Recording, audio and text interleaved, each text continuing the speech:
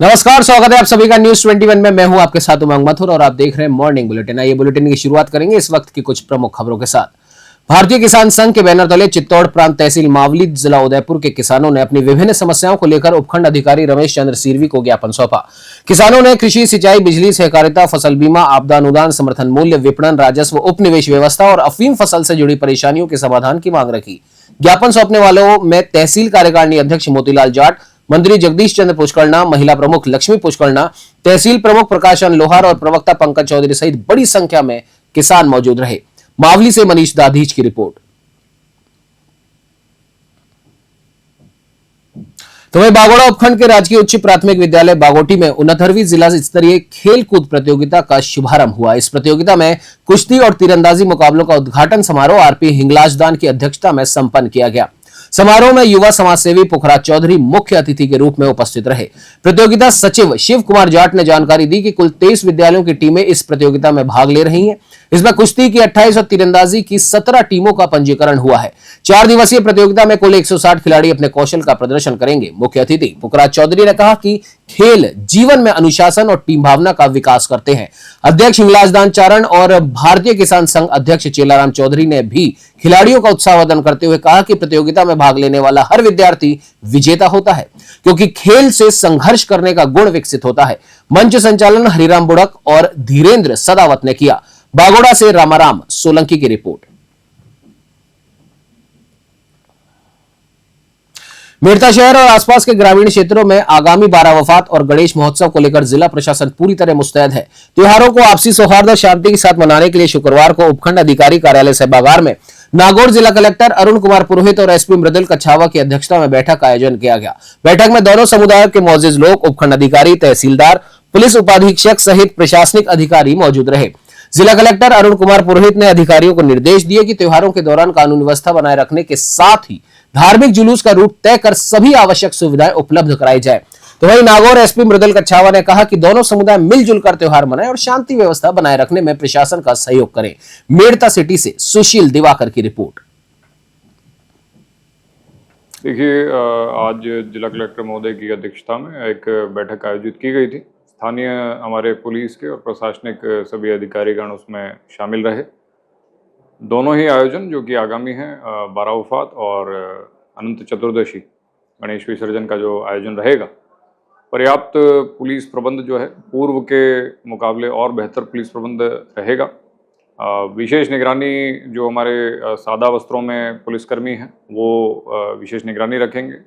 Drone कैमरे का प्रयोग करके और संपूर्ण आयोजनों पर विशेष नज़र रखी जाएगी। साथ ही साथ जो हमारी साइबर सेल है वो विभिन्न सोशल मीडिया प्लेटफॉर्म्स पर भी निगरानी बनाए हुए हैं।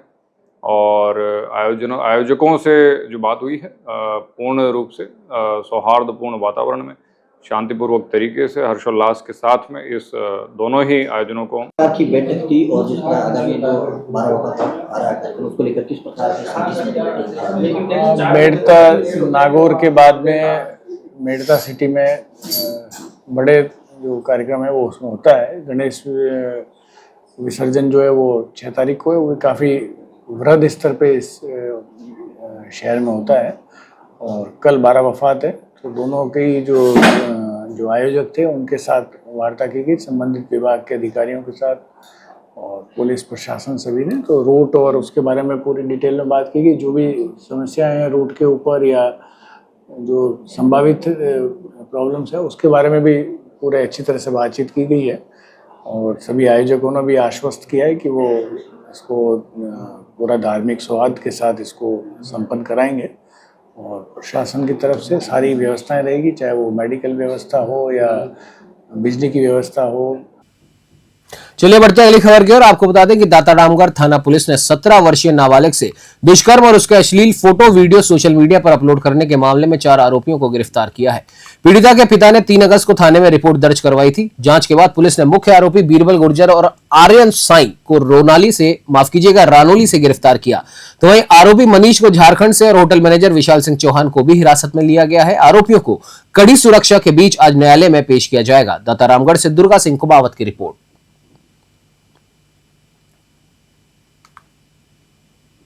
विजयनगर के निकटवर्ती नारायण सागर बांध की बाड़ी माइनर नहर को कॉलोनाइजर द्वारा अपने निजी फायदे के लिए जगह जगह अवरुद्ध कर दिया गया है। नहर क्षतिग्रस्त होने की जानकारी कई बार कनिष्ठ अभियंता तक पहुंच चुकी है, लेकिन अभी तक कोई कार्रवाई नहीं हुई। विजयनगर क्षेत्र की इस नहर की हालत लगातार बिगड़ती जा रही है। किसानों का कहना है कि नहर बंद होने से उनकी सिंचाई प्रभावित होगी और पानी की आपूर्ति बाधित होने से फसलें सूखने के कगार पर है। ग्रामीणों ने आरोप लगाया कि कनिष्ठ अभियंता और कॉलोनाइजर की मिलीभगत से इस समस्या को जानबूझकर अनदेखा किया जा रहा है। इस लापरवाही के चलते क्षेत्र के सैकड़ों किसान प्रभावित हो रहे हैं। तो वहीं मामले पर अजमेर के अधीक्षण अभियंता केएम जायसवाल ने फोन पर बातचीत के दौरान कहा कि मुझे अभी इस मामले में कोई जानकारी नहीं है, यह मामला मेरे पास अभी तक आया ही नहीं, जल्द ही इस पे संज्ञान लिया जाएगा। देखिए विजयनगर से गौरव व्यास की एक खास रिपोर्ट।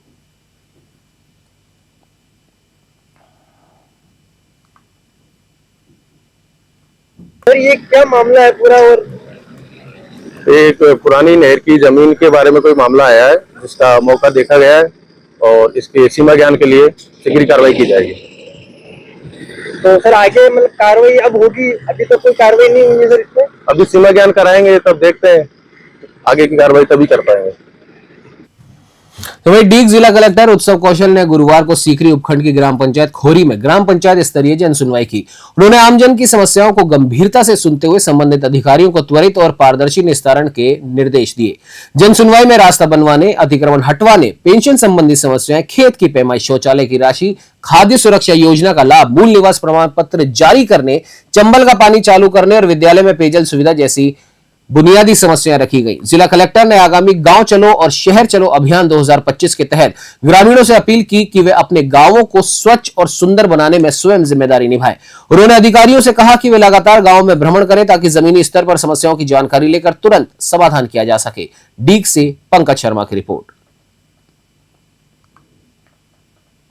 डग सुवासरा रोड पर खुले में चल रहे अवैध बूचड़खानों को लेकर विभिन्न हिंदू संगठनों द्वारा लंबे समय से आपत्ति जताई जा रही थी।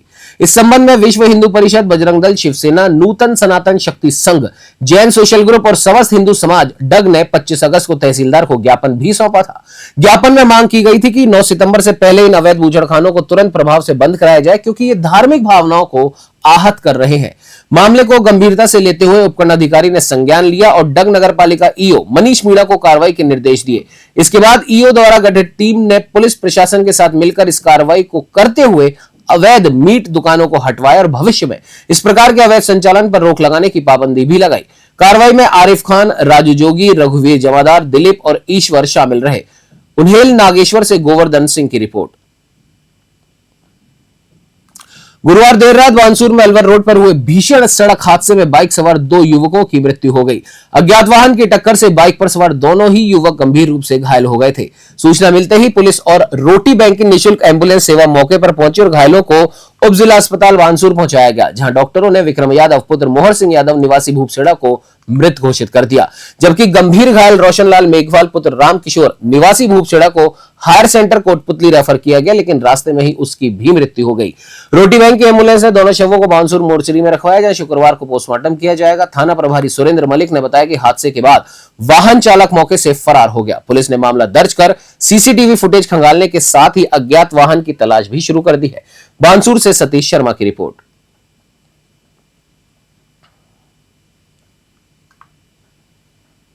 डेंगू सहित अन्य मच्छर जनित बीमारियों की रोकथाम के लिए नगरपालिका श्री विजयनगर से विशेष अभियान शुरू किया गया है। इसके तहत कस्बे के विभिन्न वार्डों में मच्छर नाशक दवाई का छिड़काव किया जा रहा है। आपको बता दें, नगरपालिका ईओ मिल्खराज चुग ने बताया कि सफाई कर्मचारियों की अलग अलग टीमें गठित की गई हैं, जो नियमित रूप से दवाई का छिड़काव कर रही हैं। उन्होंने कहा कि अभियान जनता को डेंगू जैसी गंभीर बीमारियों से बचाने के लिए चलाया जा रहा है। श्री विजयनगर से जय किशन की रिपोर्ट।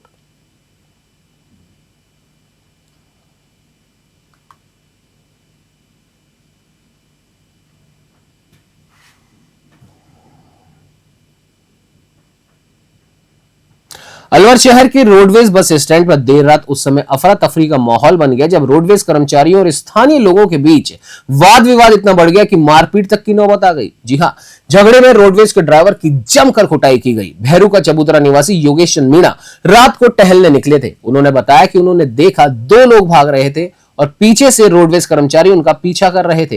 रोडवेज कर्मियों ने उन्हें पकड़कर चोरी का आरोप लगाते हुए पिटाई कर दी। गुस्साए लोगों ने बाद में रोडवेज डिपो के ड्राइवर विजय सिंह को घेर लिया और उसकी पिटाई कर दी। खुद को बचाने के लिए विजय सिंह मत्स्यनगर आगार कार्यालय में जा छुपे। मत्स्य आगार ट्रैफिक मैनेजर यश प्रधान का कहना है कि ये मौके पर पहुंचे तो भीड़ में झगड़े की सूचना मिली। उन्होंने इस बात की सूचना पुलिस को दी। पुलिस ने भीड़ को तितर बितर कर माहौल पर काबू पाया। फिलहाल पुलिस ने दोनों पक्षों को मामला दर्ज कराने की सलाह दी है। अलवर से प्रदीप गोयल की रिपोर्ट।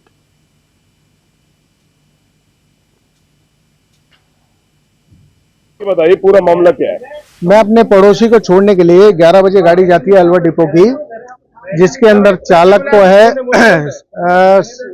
अंकेश यादव परिचालक और गुरमीत नाम है, वो चालक साहब हैं। उनकी गाड़ी में छोड़ने के लिए बालाजी गाड़ी जाती है 11 बजे, उनमें छोड़ने के लिए आया था।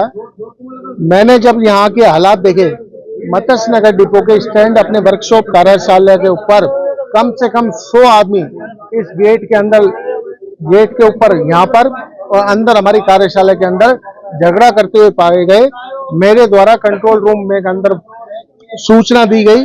सूचना देने के ऊपर तब ये व्यक्ति सभी के सभी जितने भी थे कंट्रोल रूम द्वारा गाड़ी आई गई, उसके द्वारा ये स्थिति को संभाला गया। ये चालक साहब हैं जो अलवर डिपो के हैं। जो चालक साहब नाम ले रहे हैं भावेश, भागेश, जो भी व्यक्ति है, यहाँ 2 इंक्वायरी है मत्स्य नगर की, अलवर डिपो की। ये चालक साहब अलवर डिपो के हैं, इतना मैं जानता हूँ। मैं वहां पे खड़ा था और ये 2 बंदे जा रहे थे भाग के, तो ये उनके पीछे भागे, वो तो भाग गए। वो इन्हें आके मेरे को 3-4 जनों ने पकड़ लिया और आते दह घूसा दहलात पकड़ लिया। वो मोबाइल चोरी किया, तूने वो किया है, तूने वो किया है। वो पकड़ते पकड़ते वहां से पीटते पीटते यहाँ लिया है मेरे को, यहाँ इस डिपो में अंदर लिया है और यहाँ लाके मारने लग गए। मैंने बच्चे की कसम खाई, मैंने फोन करवाया, एक बंदे से बात ही करवाई, बुलाया तो उन्होंने कहा नहीं तू तो चोरी करता है।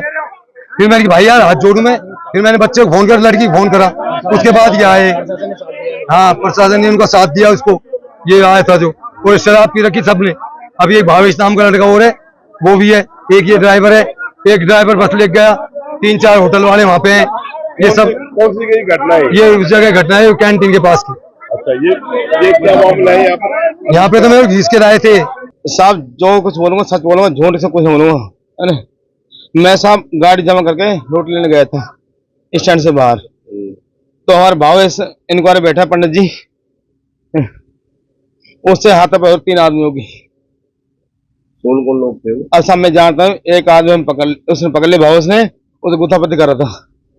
मैंने उसको पकड़ लिया और यहाँ लिया साहब, गेट पे लिया।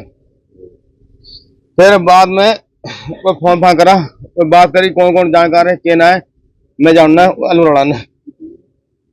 फिर बाद में 30-40 आदमी कम से कम आगे रहे, लड़ने लगे। कोई पुरानी रंजिश है क्या? ना साहब, मैं ना कहने जानू पिछाणू दे, सीधी बात झूठ क्यों बोल। फिर क्या हुआ आपके साथ?